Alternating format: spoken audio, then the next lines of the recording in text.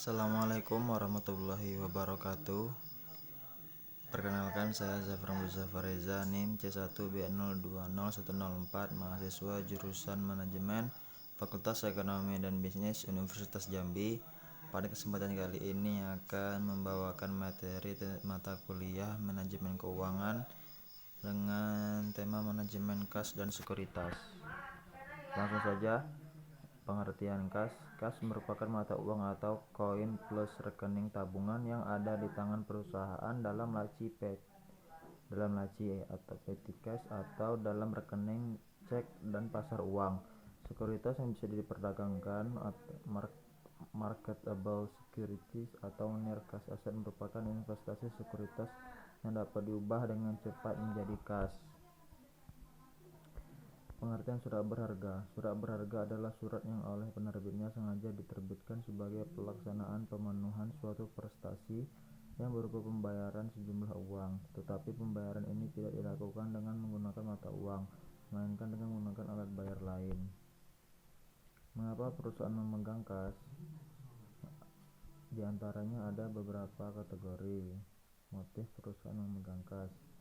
Kas dan surat berharga dibahas bersama-sama karena surat berharga dapat secara cepat dialihkan menjadi uang tunai hanya dengan biaya transaksi yang kecil saja.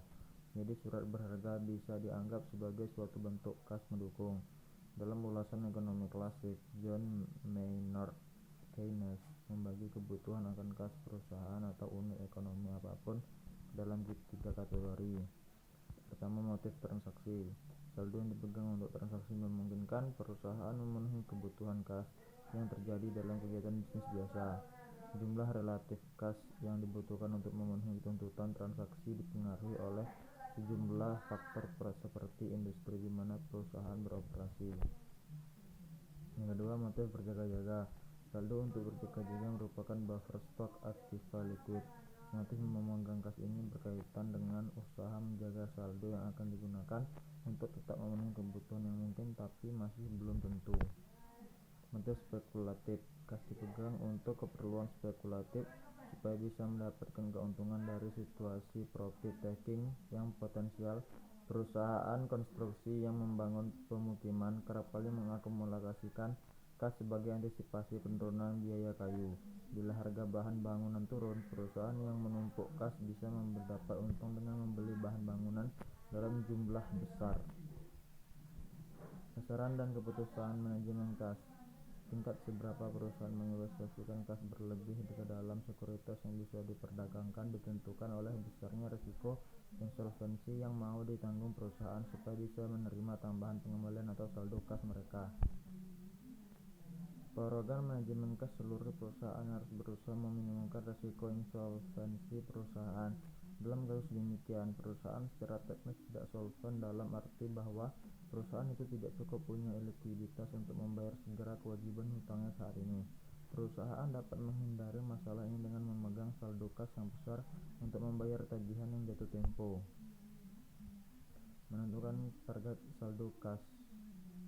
Yang pertama, metode The Baumol Model. William Baumol mengidentifikasikan bahwa kebutuhan akan kas dalam perusahaan mirip dengan pemakaian persediaan. Apabila perusahaan memiliki saldo kas yang tinggi, perusahaan akan mengalami kehilangan kesempatan untuk menginvestasikan dana tersebut pada kesempatan investasi yang lain yang lebih menguntungkan, atau sebaliknya. Contoh soal The Baumol Model. Kebutuhan kas perusahaan 1 bulan sebesar 20 juta rupiah. Perusahaan memperoleh kas dengan menjual surat berharga. Biaya transaksi perolehan kas adalah 10.000, sedangkan biaya beban tetap atau bagi hasil adalah berkisar 18% per tahun atau 1,5% per bulan. Jawabnya, jumlah saldo kas C sama dengan 2BT dibagi I. 2 kali 10.000 kali 20.000 dibagi 0,015 sama dengan 5.163.978 rupiah. Jika perusahaan menambahkan saldo kas basis sebesar 5 juta, maka saldo kas baru sebesar 5.163.978 rupiah ditambah 5 juta rupiah, maka totalnya menjadi 10.163.978 rupiah. Prosedur penagihan dan pembayaran. Mengelola arus kas masuk. Untuk mempercepat penerimaan kas, penting sekali kita pahami bagaimana mengurangi float. Float adalah panjang waktu dari saat cek ditulis sampai kas benar-benar diterima. Ada 4 elemen float. Yang pertama, mail float, disebabkan oleh waktu antara saat pelanggan mengirimkan cek sampai perusahaan mulai memprosesnya. Processing float disebabkan oleh waktu yang dibutuhkan oleh perusahaan untuk memproses cek pelanggan sebelum dapat dideposit di bank. Transit float disebabkan oleh waktu yang dibutuhkan untuk mengclearingkan melalui sistem perbankan komersial atas cek yang didepositkan pelanggan sampai bisa digunakan oleh perusahaan. Disbursing float berasal dari kenyataan bahwa dana pelanggan tersedia di rekening bank perusahaan sampai cek pembayaran diclearingkan melalui sistem perbankan. Biasanya dana yang ada di bank perusahaan melebihi saldo yang tertera pada bukunya. Terima kasih atas waktunya telah menonton presentasi ini, semoga bermanfaat. Saya akhiri. Assalamualaikum warahmatullahi wabarakatuh.